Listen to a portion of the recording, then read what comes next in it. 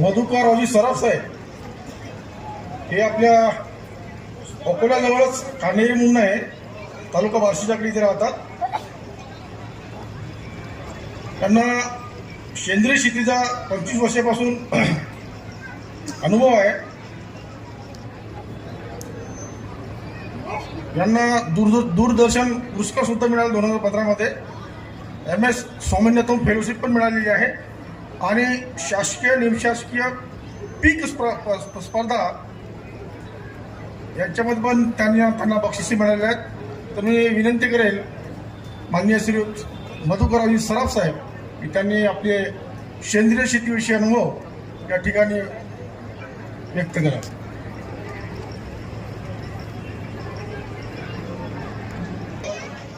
माननीय संचालक विस्तार शिक्षण डॉक्टर उंदीरवाडी सर करतील अशी मी त्यांना विनंती करतो.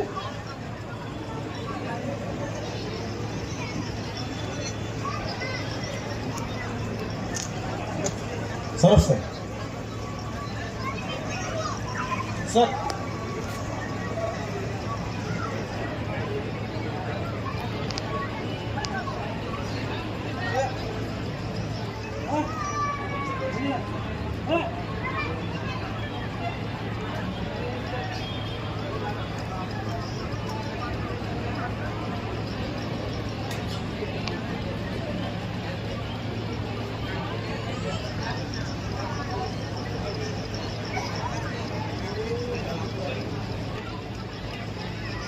यानंतर सर्व साहेबांना विनंती की त्यांनी सेंद्रिय शेतीविषयी आपले अनुभव आमच्या शेतकरी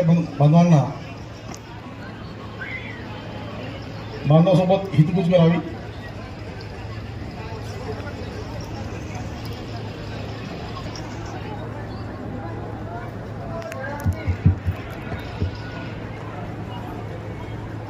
आज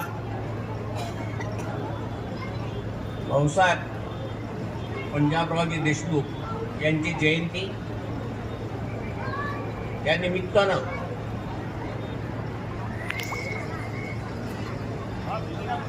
त्यांना प्रथम मी अभिवादन करतो आणि आपल्या पंजाबराव देशमुख कृषी विद्यापीठ यांनी आज मला या ठिकाणी सेंद्रिय शेती या विषयावर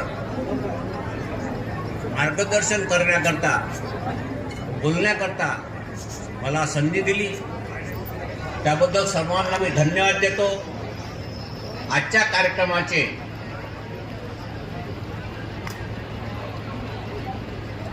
आदरणीय कुलगुरू साहेब शरदजी गडाख साहेब, कार्यक्रमाचे अध्यक्ष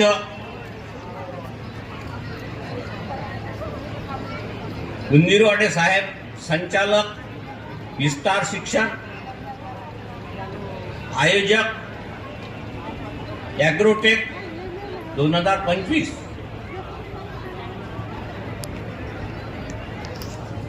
चर्चासत्राला उपस्थित असलेले या कमिटीचे सर्व संचालक आदरणीय doctor Shambharkar sir, doctor Katole sir,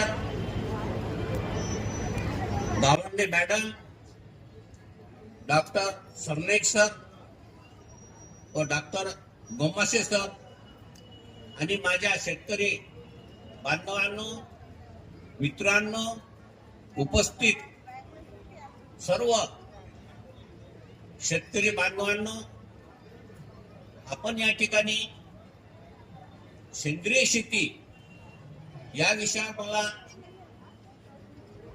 आपल्या विद्यापीठानं मार्गदर्शन करावे किंवा बोलावे याकरता आमंत्रित केलं आहे.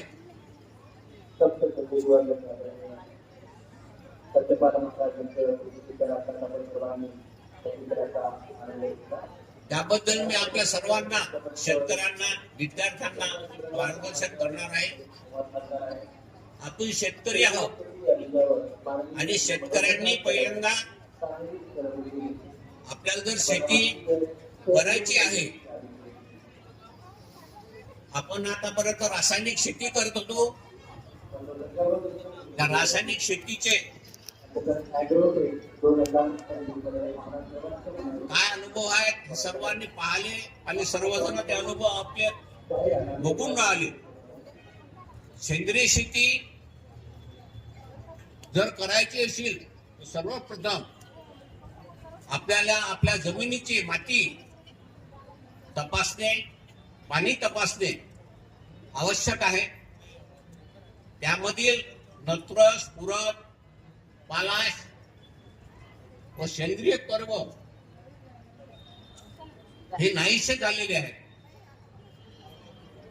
त्याप्रमाणे तपासणी करून आपल्या जमिनीला कशाची आवश्यकता आहे या विषयावर आपल्याला आता अभ्यास करावा लागेल. त्याकरता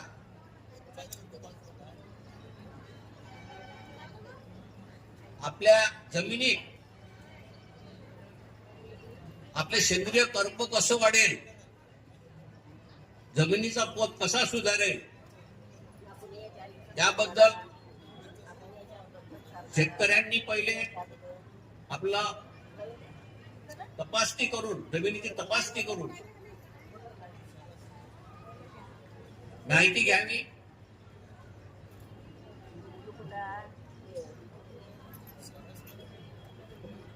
सेंद्रिय शेती करणे म्हणजे नेमके काय? पाणी आणि माती जर तपासली तर आपल्या शेतात काय कमी आहे त्याकरता आपण प्रयत्न केले पाहिजेत. सेंद्रिय शेतीला अनेक नावे दिलेली आहेत. कोणी त्याला शाश्वत शेती म्हणते, कोणी त्याला झिरो बजेट शेती म्हणते, कोणी त्याला जैविक शेती म्हणते. सगळ्यात उत्तम नाव म्हणजे सेंद्रिय शेती हे एक चांगलं नाव आहे आणि त्या दृष्टीने आपण प्रयत्न करावे. आपल्या जीवाणूची संख्या आपल्याला वाढवायची असेल तर जनावरांपासून जे शेण निघते किंवा गौमूत्र निघते पिकांना देण्यासाठी जे घटक पाहिजेत, जे पिकावर आपल्या कीड येते त्या किडीचा बंदोबस्त करणे, त्याकरता आपण काय केलं पाहिजे याकरता मी आपल्याला माहिती देणार आहोत.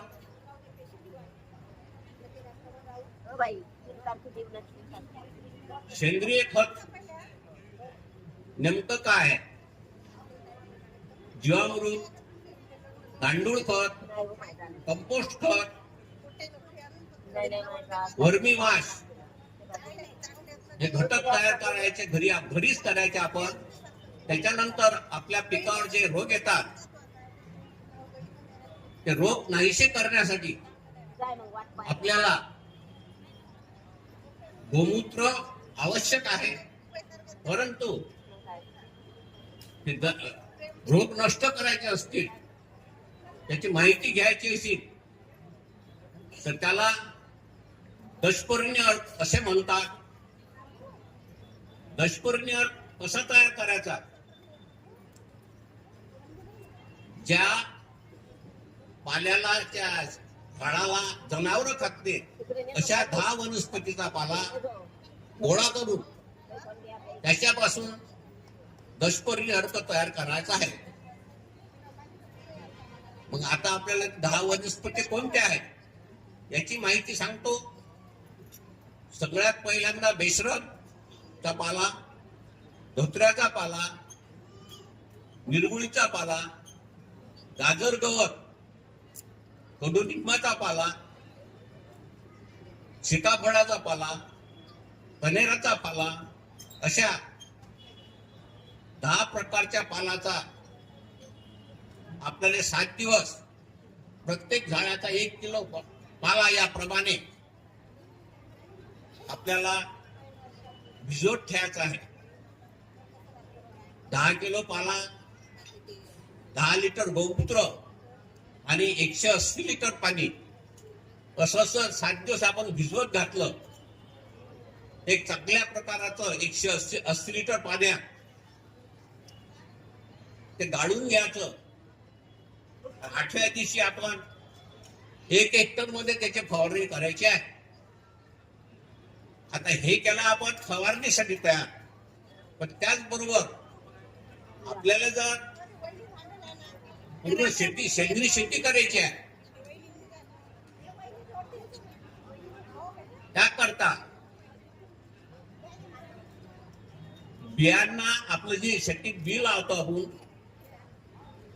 त्या बियाला जीवाणूची आवश्यकता आहे. ते जीवाणू म्हणजे रायझोबियम, ॲझोटोबॅक्टर, पीएचबी आणि ट्रायकोडर्मा घटक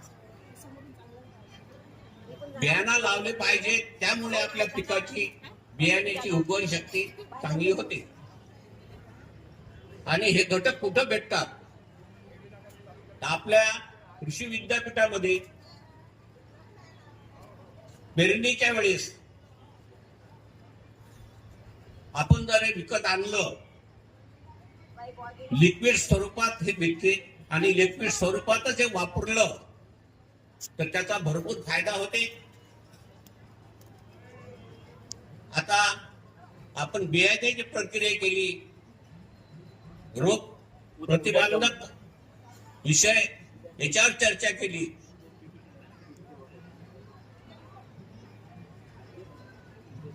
आता आपण सेंद्रिय शेती म्हणजे माती तपासणी झाली आणि जे रिपोर्ट येतात माती तपासण्याचे, त्याच्याप्रमाणे जर खताचे रासायनिक खत नाही, सेंद्रिय खतच, ज्याला आपण गांडूळ खत म्हणतो, कंपोस्ट खत म्हणतो, आणि जीवामृत हे एक असं टॉनिक आहे ज्याप्रमाणे रोगराई कमी करण्याकरता आपण पहिले घटक तयार केले. त्याचप्रमाणे आपण आपल्या पिकांना वाढीसाठी ह्या गोष्टी केल्या पाहिजेत. आता रोग प्रतिबंधक झालं, बियाणं कल्चर झालं, औषधी फवारणी झाली,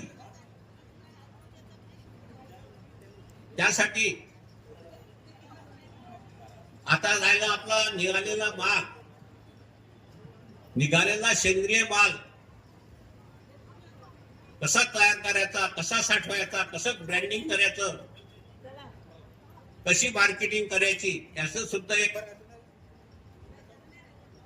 चांगलं अर्थशास्त्र आहे. ते समजून घेणं अति महत्वाचं आहे. आपल्या शेतमालाला योग्य माल भेटायचा असेल तर आपल्या धान्याचे, आपल्या शेतमालाचे आपण ब्रँडिंग करणे, ग्रेडिंग करणे व धान्य साफ करणे, ह्या जर आपण गोष्टी केल्या, आपल्या मालाला चांगल्या प्रकारे भाव भेटू शकतो. नाही तर राष्ट्रसंतांनी म्हटलेलं आहे एका ठिकाणी, कच्चा माल मातीच्या भावे, पक्का होता अशी चौपटीने घ्यावे, मग कसे जन सुधारावे, पिकवूनी ते उपाशी. या म्हणीप्रमाणे आपल्या धान्याचे, आपल्या शेतमालाचे आपण भाव कसा भेटील. आज बाजारात धान्याचे भाव किती कमी आहे.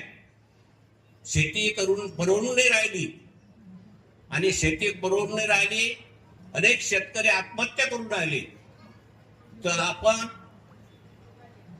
मार्केटिंगच्या बाबतीत मार्केटिंगचं अर्थशास्त्र जाणून घेऊन आपण आपली प्रगती केली पाहिजे.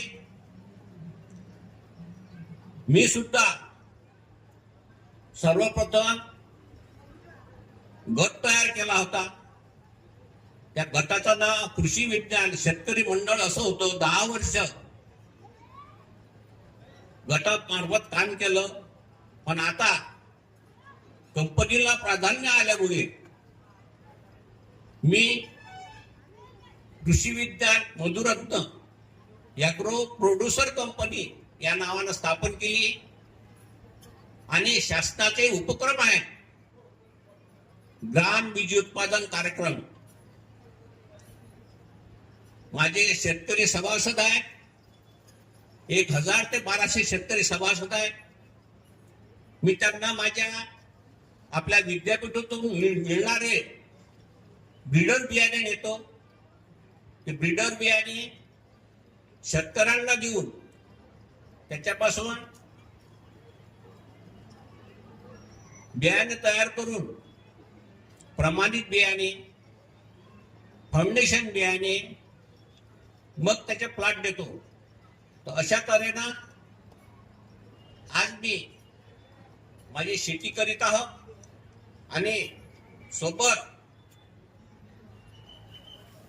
ह्या मशिनरी घेतलेल्या आहेत. मागच्या वर्षी आपल्या भागात टोकरा योजना होती. या योजनेअंतर्गत ग्रेडिंग मशीन, धान्य साफ करण्याच्या मशीना ह्या सुद्धा घेतलेल्या आहेत.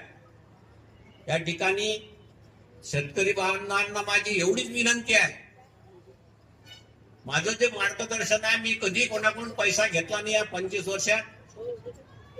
आणि माझं गाव कान्हेरी सरक आपल्या अकोल्यापासून फार जवळ आहे, जास्तीत जास्त 10 किलोमीटर.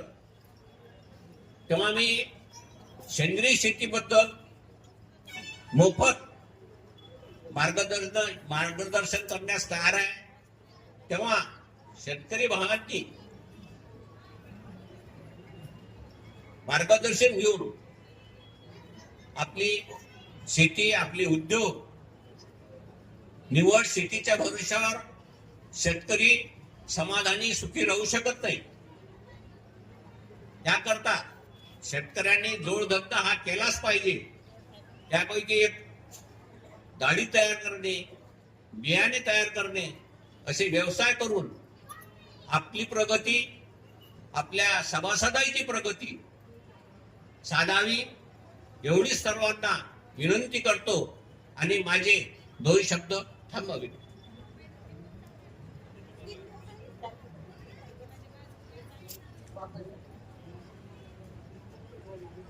धन्यवाद श्रीयुत मधुकरजी सराफ साहेब. यानंतरचा जो विषय आहे तो आहे कृषी पूरक व्यवसाय.